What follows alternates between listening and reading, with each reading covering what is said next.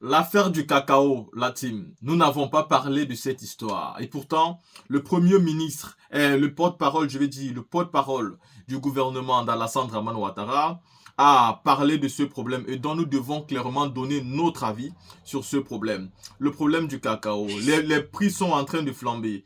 Pendant que les prix flambent au Cameroun, à Madagascar, même au Ghana, ça a augmenté. En Côte d'Ivoire, on se rend compte que ça n'a pas du tout augmenté.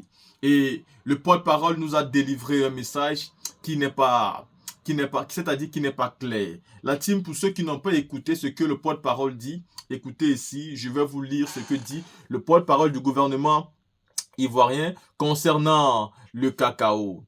Le kilo de cacao est actuellement à 5000 francs au Cameroun, il faut le savoir, et à 1000 francs en Côte d'Ivoire. La Côte d'Ivoire d'Oufé-Boigny, dont tous revendiquent publiquement d'être des héritiers légitimes. Vous savez, hein, Alassane Ouattara se revendique d'être l'héritier légitime de Feuboigny. Pareil pour le PDC RDA. Tous les dirigeants là-bas disent qu'ils sont oufouettistes. Et pourtant, on a envie de dire qu'aujourd'hui, la Côte d'Ivoire, qui est premier producteur de cacao, je tiens à rappeler ici que la Côte d'Ivoire produit 2 millions de tonnes de cacao par an. Quand on va au Cameroun, le Cameroun n'atteint pas 500 000 tonnes par an. Vous comprenez? N'atteint pas 500 000 tonnes par an. Je n'ai pas les chiffres exacts, mais je pense qu'il n'atteint pas 500 000. Et même si vous protégez les voleurs, des personnes qui volent des milliards, soyez au moins humains envers les parents paysans. Quand ces derniers vont vouloir protester conformément à la Constitution contre cette injustice criade, vous allez voir des personnes qui vont les arrêter pour les mettre en prison. Vous allez voir ces personnes jetées pendant des années. Vous allez voir ces personnes être oubliées en prison. Pourtant, ils ont manifesté juste pour qu'on puisse augmenter le prix de ce qu'ils les donnent à manger. Imaginez-vous comme les cultivateurs aujourd'hui de cacao au Cameroun sont très heureux, comme ils sont satisfaits de ces hausses de prix. Regardez ces vieux qui plantent, ces jeunes qui pensaient avoir de l'avenir dans ce domaine, en train d'être bercés par les illusions. On a juste envie de dire, portez votre cacao et allez le vendre au Cameroun, du coup, parce que ce que le gouvernement ivoirien fait vraiment, c'est dégueulasse. Et vous avez donc la réponse du Premier ministre, hein, qui vient répondre du porte-parole, je confonds ce monsieur le Premier ministre, du porte-parole du gouvernement qui vient répondre. Hein, et cette réponse traduit éloquemment, éloquemment l'impuissance et voire même l'incompétence des décideurs dans le gouvernement de monsieur Alassane Draman Ouattara. En général, il faut savoir que le porte-parole ici vient dire que le Cameroun n'a pas le même système de vente que la Côte d'Ivoire. Il dit que le Cameroun n'a pas le même système de vente. Voici ce qu'il dit exactement. Ministre porte-parole du gouvernement ivoirien dit, en termes de justification, hein, la différence des prix en termes de cacao. Le Cameroun et la Côte d'Ivoire n'ont pas le même mode de vente. Nous ne produisons pas au même niveau. La Côte d'Ivoire produit 2 millions de tonnes, tandis que le Cameroun tourne autour de 200 000 tonnes par an. Et tu as rappelé aussi qu'à l'heure où on parle, le problème du cacao, le monde entier recherche le cacao. Il y a eu une pénurie de cacao, dont les prix sont en train de monter, grimper. Et je pense que si les prix augmentent, le premier pays qui devait bénéficier du changement de prix devait être le pays qui produit le plus. Ce n'est pas un pays qui produit le moins qui va bénéficier alors que la Côte d'Ivoire produit le plus. Et si on vient aussi nous parler de qualité, non, je pense que la Côte d'Ivoire, si elle est aussi classée première dans ce domaine, c'est parce qu'elle maîtrise mieux ce travail, c'est parce qu'elle a aussi la bonne qualité par rapport aux autres pays. En réalité, ce que vous devez savoir, c'est que ceux qui achètent le cacao chez les paysans sont encore les membres du gouvernement. Ça veut dire que ce sont les membres du gouvernement, c'est le gouvernement qui achète pour revendre. Donc c'est le gouvernement qui achète à 1000 francs. Et lui va maintenant revendre au vrai prix. C'est-à-dire que c'est le gouvernement qui tue le paysan. Et pourtant au Cameroun, les paysans vendent directement aux entreprises qui arrivent. Ils vendent directement aux grandes boîtes qui arrivent. Et pourtant ici, vous allez vous rendre compte que le gouvernement crée des sociétés, il achète aux paysans à 1000 francs et maintenant il va revendre à l'international plus cher. Parce qu'il asfixie directement le paysan. Mais là, je vais vous laisser ici deux vidéos où on nous parle exactement de ce problème de cacao qui se vit dans le monde actuellement.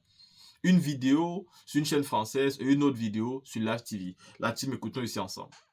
Au Cameroun, le kilogramme de cacao est vendu à 4 225 francs, quand en Côte d'Ivoire, il est à 1000 francs. Allons dans une analyse comparative pour comprendre pourquoi est-ce qu'au Cameroun, on a ce prix et en Côte d'Ivoire, on a ce prix. Et pour première question, je voudrais me diriger vers notre spécialiste économiste Sarah, qui va nous faire une étude comparative et les raisons pour lesquelles on a ce prix au Cameroun et pas en Côte d'Ivoire. Sarah. Oui, alors on a, tout d'abord ce prix est assez historique. Je pense que là on a des producteurs, l'un des producteurs les mieux payés au monde avec ce niveau atteint aujourd'hui en tout cas au Cameroun. Alors il y a 3 raisons principales en fait qui sont très simples et la première c'est le type de fixation des prix. En Côte d'Ivoire en fait on est dans un mode de fixation qui est différent parce qu'on souhaite garantir un minimum. Il y a un seuil de 60%. Donc ça c'est un premier point. Oui, il y a le m'incluse dans votre réponse. Premier point, le modèle de fixation de prix avec une garantie. Très bien. Des prix à 60%. Et aussi, la vente se fait de manière un peu anticipée. Donc, il y a 80% de la récolte qui est vendue autour du mois d'octobre. Et ensuite, entre le mois d'octobre et le mois d'avril, les prix fluctuent. Et donc, il peut y avoir une sorte d'ajustement 6 mois après. Au Cameroun, c'est complètement différent. Les tarifs ils fluctuent au gré du cours des marchés mondiaux.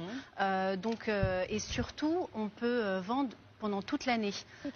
Et du coup, ça aide beaucoup les agriculteurs à tirer plein profit justement des hausses dans l'immédiat, comme c'est le cas aujourd'hui. Donc il y a deuxième point, il faut régler la question de la fluctuation des prix. Mais alors, Sarah. Non, attendez, on vient à vous, laissez-moi finir. Alors, il y a effectivement ça. Donc, on voit bien qu'on est dans 2 systèmes différents. Dans le premier, on souhaite fixer un prix minimum. Et donc, quand on fixe un prix minimum, on ne suit pas forcément les cours mondiaux. Alors qu'au Cameroun et dans d'autres pays, le système est différent. Après, il y a aussi deux autres facteurs qui sont importants et qui peuvent jouer aussi sur le niveau des revenus des producteurs. C'est qu'en Côte d'Ivoire, enfin plutôt au Cameroun, le système de commercialisation est complètement libéralisé. C'est-à-dire que le producteur, il est assez proche, les négociants sont assez proches des producteurs. Les producteurs peuvent directement vendre leur récolte auprès des multinationales. Il n'y a pas cette multitude d'intermédiaires comme c'est le cas en Côte d'Ivoire.